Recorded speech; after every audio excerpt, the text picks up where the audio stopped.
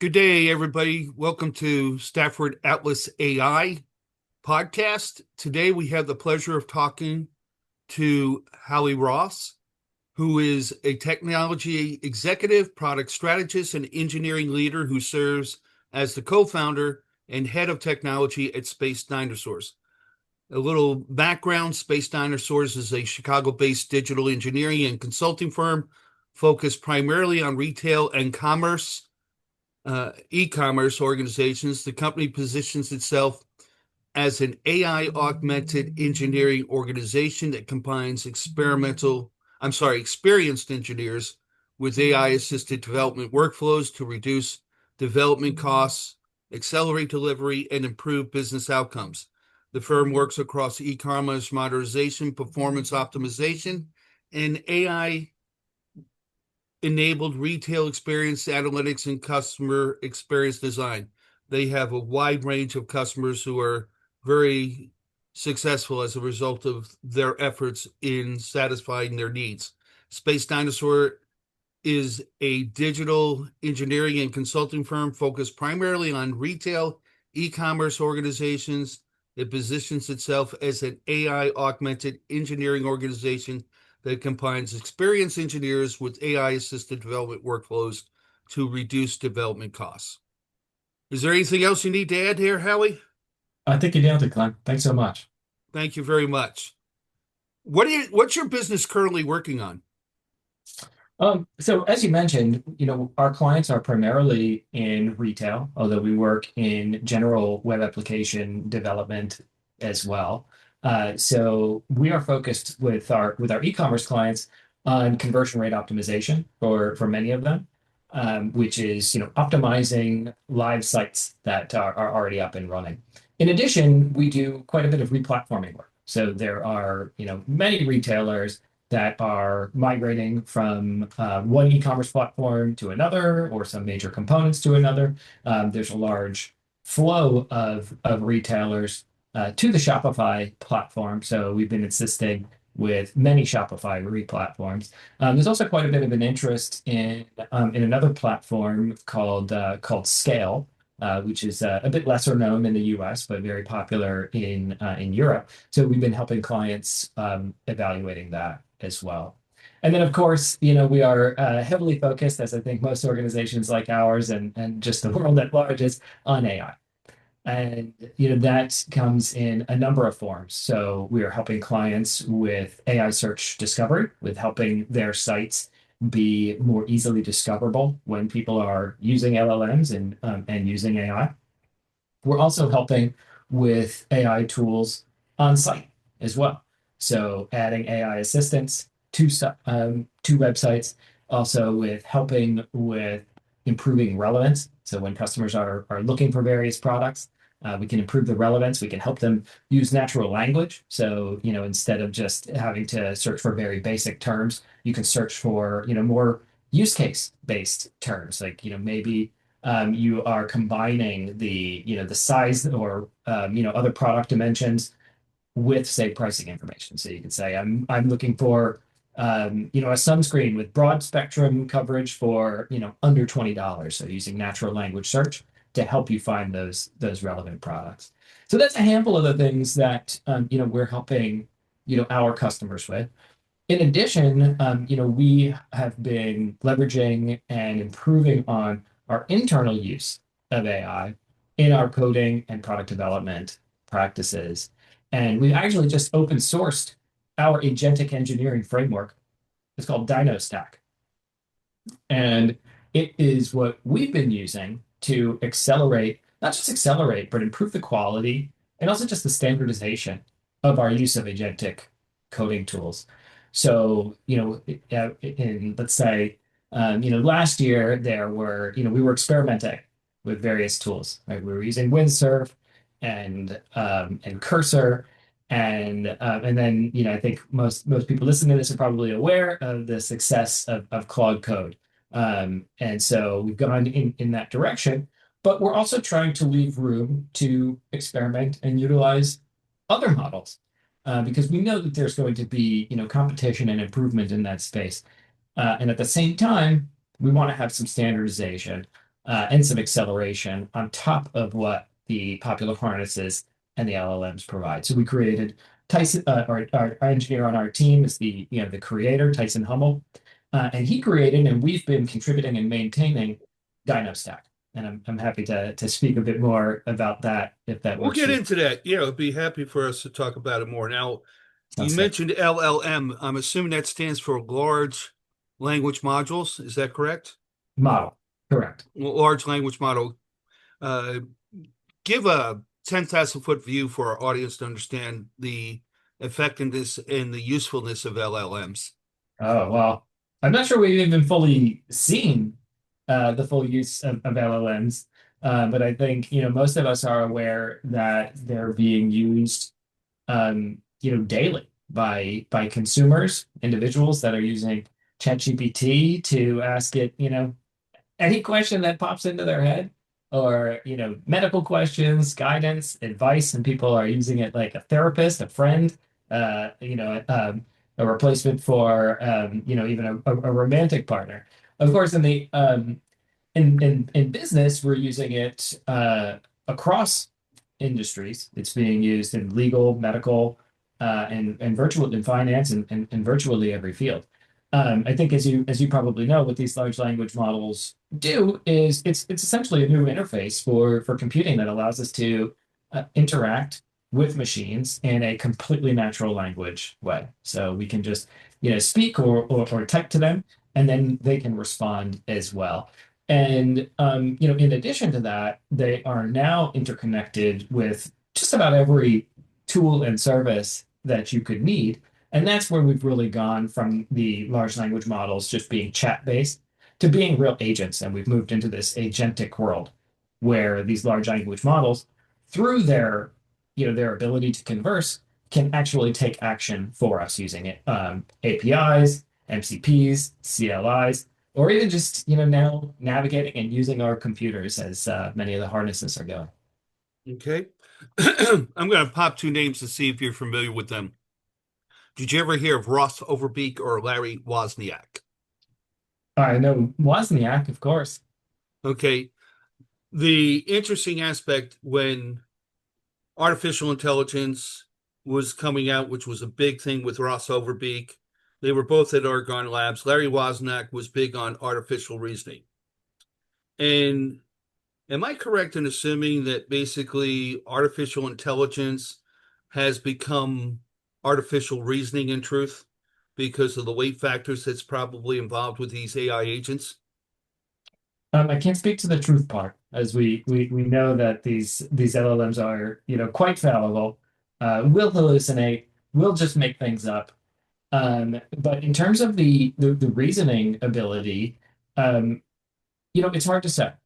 It's hard to say if they are, and I think there's debate about this even among the experts. Are they just trying to predict the next word that we want to hear or that they think we need or want, or are they actually reasoning?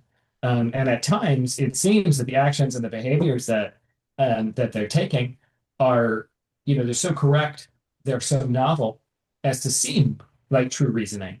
But is that actually the case? I don't know. I mean, to be honest, I'm a software engineer. I'm not an AI or LLM expert, but I'm more than happy to adopt these tools and use them to the best of my ability. Okay. Yeah, because I just remember with Ross Overbeek, he said it's this or that. There's no in between. So that's why it's kind of interesting the debates that went on between, and they respect each other a great deal. Just the bantering back and forth between AI and artificial reasoning. The Where is your business right now with AI as far as positioned, and where do you see the future of your where you're going with AI? Yeah. Yeah, it's a great question. And, there has been tremendous change to the industry as a result of AI.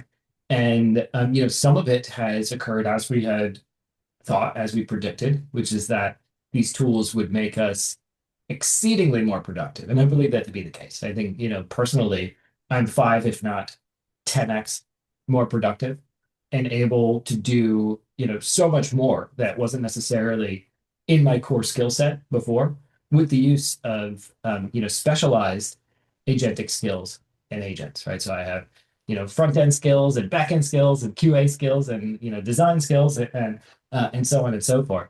So the breadth, not just the sheer productivity of what I was able to accomplish in my core competency, but the breadth of what I'm now able to accomplish is so much wider. And I think that this is applying to many of our teammates. And so I spoke a little bit about what we are doing with AI for our clients in the areas of geo or AI optimization, and how we're applying AI to actual web experiences.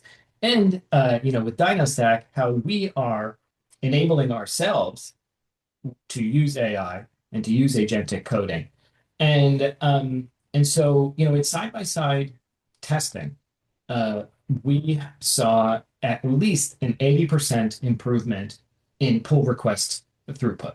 So, and a pull request is how a developer requests that their code that they've written, or that their agent has written in this case, is pulled into the main branch, into the main line of the code base. And so we've seen an 80% increase in the throughput of those pull requests through the use of our agentic framework, DinoStack.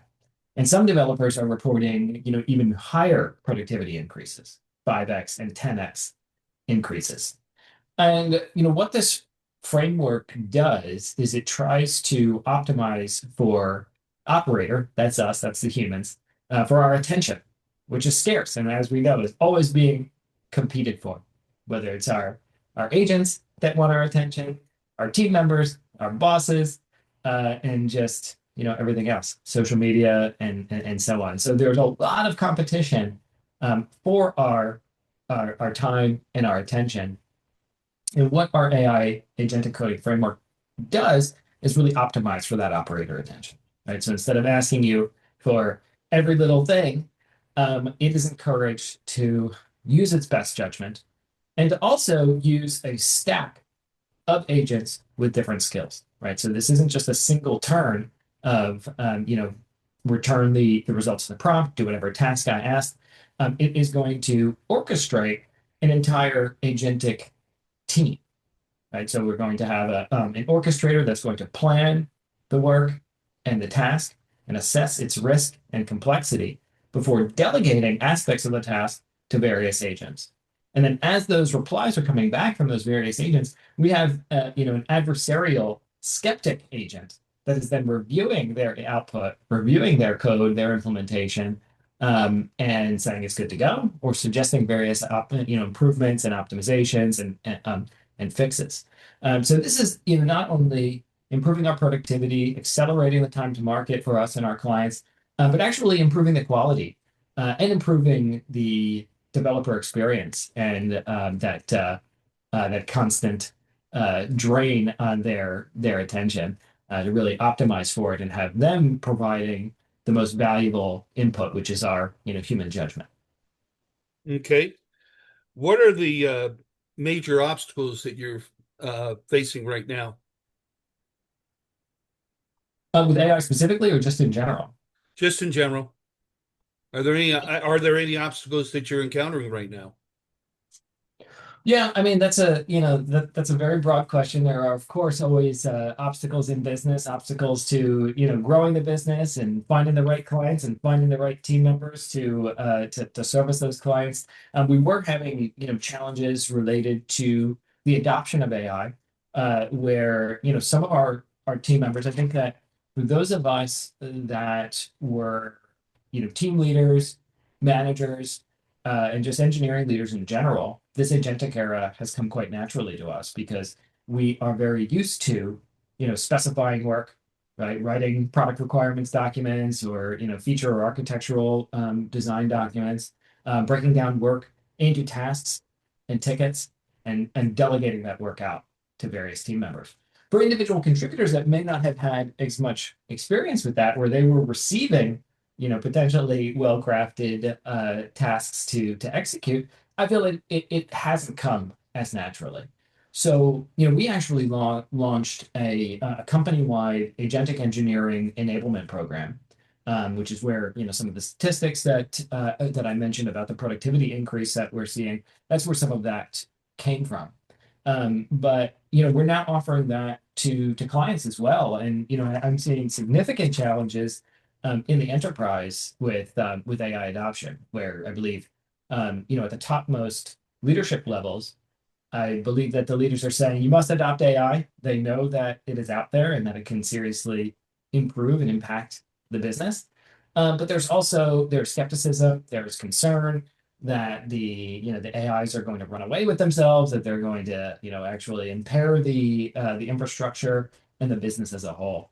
So we're helping companies adopt agentic engineering and adopt our framework and showing them that it can be done in a safe way with the proper guardrails in place.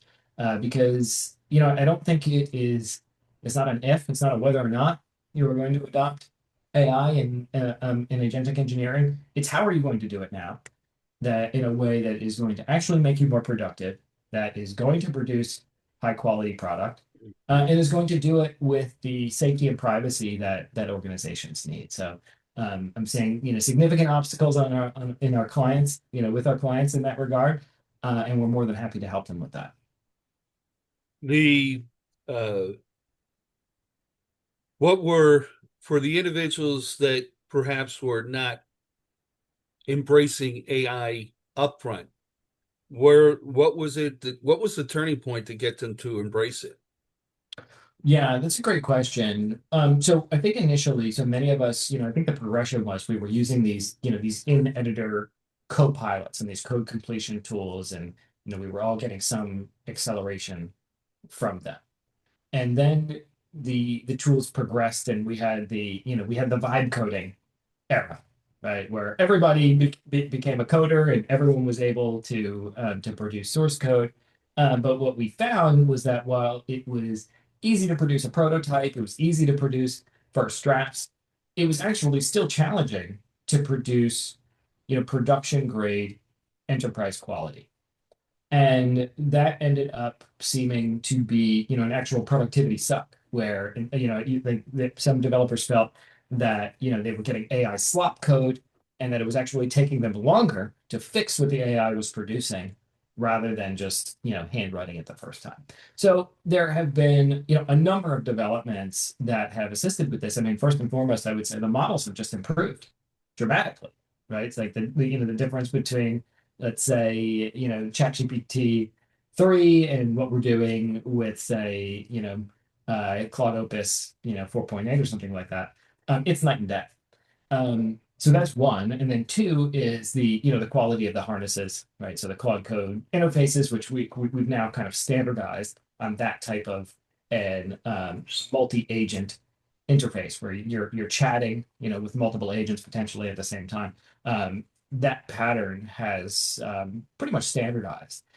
So we have fundamental model improvements, we have significant tooling improvements, and then and now we also have these frameworks sitting, on top or below, depending on how you try to view it, of the harnesses to really add the tooling standardization.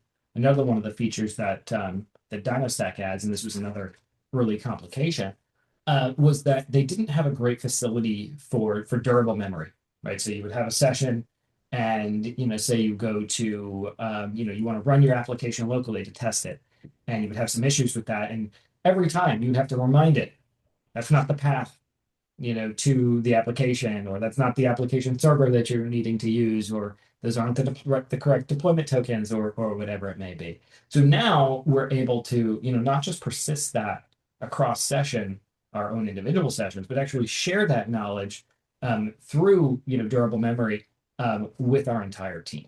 So that's been significantly enabling and counteracting some of those initial issues that we saw. Now, is Dynastack just totally in-house, or is that something you sell to your clients? It's actually open source, so you can go Open to source, okay. yeah, you can go to github.com/space dinosaurs/dinostack, or you can Google it. Just go to dinostack.ai. Got a great site with all of our dino characters featured on it. And from there, you can link out to the documentation site. and the actual source code repository. And to get started with it, it's as simple as tell your agent to clone the repo and install it, and you'll be up and running with it. Cool. The highlight your professional wins over the years. So my career started many, many years ago as a developer, and I, progressed from that into management, and basically every step of the way, all of these highlights and progressions ended me up somewhere different than I thought I was going to be. So I wanted to move into a leadership role because I didn't always like the technical decisions that were being made. Only to realize as I moved into management that you don't actually get to make the technical decisions. You can put some guardrails and help the team, but ideally you want that team to make the decision. So some of the highlights include, I was fortunate enough to work with really great, talented, in-person teams in and around Philadelphia as we were building, some of the fundamentals of e-commerce. And I worked with the Urban family of brands, Urban Outfitters and Free People, and did a lot of great work for those brands. Um, from there, moved into general web application development and also fintech. I did a lot of work with SEI on a direct to consumer financial product. From there, I'm really proud of the work that I did at the cloud computing company Linode, where the team and I brought over the span of just a couple of years several very innovative products to market, including object storage, so similar to AWS S3, but from a smaller independent cloud. We also brought to market GPUs, which I'm sure everyone is aware, and that was a very successful product. And we brought a Kubernetes engine to market as well. So this was an opportunity to do not just engineering, but product development for other engineers. And those are the type of tools that as an engineer, I love to build the most because I really I know that space, I know that market, and I love to build the tools that I would like to use. So that was a great accomplishment. I wanted to build a web application platform as a service. So I went from Linode to a company called Layer Zero, where we built a JavaScript web application as a platform similar to Vercel or Netlify, and that was successful. And that company was acquired, and there were some rebrands and some acquisitions, and eventually out of that previous organization, we spun out the Space Dinosaurs organization to continue working with many of the great customers that we have been, including the Tapestry family of brands. I'm very proud to have worked with for many years. That includes Coach.com, Coach and Kate Spade, who I'm sure listeners have heard of, and also Mattress Firm and many other customers as well. So co-founding Space Dinosaurs is definitely at least to date my proudest accomplishment and one of the biggest highlights of my career. When was Space Dinosaurs uh, started? When did it start up? It was technically about a year and a half ago, but I've been working with this team for I think about 6 years, and we have some team members that have been working together for even longer than that, upwards of 10 years. Okay. And the interesting aspect is, where do you see the future for Space Dinosaurs? Yeah, it's a great question. So we're about to release a new offering. It's called Momentum, and it is basically an ongoing conversion rate optimization for e-commerce sites. But we are, because of the productivity benefits that we are having with AI, what we can do with continuously analyzing and monitoring sites for conversion optimization and opportunity. We're trying to move this industry away from being focused on billable hours to being focused on output and results, and that's really been our guiding principle, right? It's not just about billing hours; it's about delivering results for customers. So that's one of the areas where we see progress, where we see the business going is away from that traditional agency model and towards more of a performance or a results-based model where we have humans leveraging AI to its fullest, and we're able to deliver with unparalleled levels of or unseen levels of productivity. So that's one of the areas that I see the business going. The With regards to AI, is there any uh, ideas of where we can come up with better AI agents that can help streamline your business? Yeah. Yeah. So, I think we're going to be entering into an increasingly multi-model realm where we have these extremely powerful frontier models. I'm sure you and your listeners are aware of the controversy that's played out over the past few weeks, where the latest models, at least from Anthropic, they can't even be released to the public because they're so strong. And so that I don't think that is going to be needed for every single coding task, right? So I think we're going to be increasingly in a multi-model world where there'll be a harness or a framework that sits on top and makes some determinations based on the complexity of what's being asked, or even potentially the sensitivity of the data that's required. And you may be able to leverage local models that you're running yourself, models that you're running in your private cloud, and of course, the models as a service. So I think we'll see similar patterns that we've seen in the past with the move to, we saw there was, kind of like the desktop software world, client server software world, and we had the open source movement. And, we ended up with most, I would say many, if not most of the software that we use is as a service, right?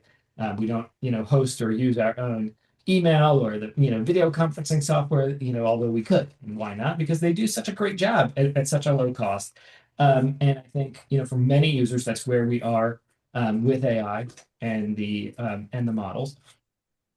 And I think we'll end up back there as the cost per token goes down. I believe we're going to see cost per token go dramatically down as we have the cost per gig, whether it be on disk or transferred or whatever it may be. We barely even think about megabytes and gigabytes and things like that at this point anymore. And I think we'll get to the same place with tokens as well. But at the moment, it is a concern, and there is some cost optimization to be done either now or in the near future. So yeah, I think we'll be moving into an increasingly multi-model world. Yeah, you struck a chord with me with technology changing because I remember back in 1983, I had an RLO2 disk drive that was 17 inches in diameter and the total capacity was 10 meg. Right.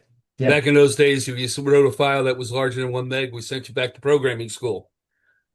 Those days are done. it's true. The interesting aspect is for the benefit of our viewers, highlight your top selling AI solutions that you provide for your customer. Top selling AI solution. So, I would say the biggest one is just the general conversion rate optimization work that we do, but now accelerated through the use of agentic engineering, right? So whether that is replatforming from a suboptimal platform to a more optimal modern platform, integrating other third-party tools, whether they be for personalization, improved product relevancy, messaging and communication, whether pre or post purchase. So I'd say that's the biggest.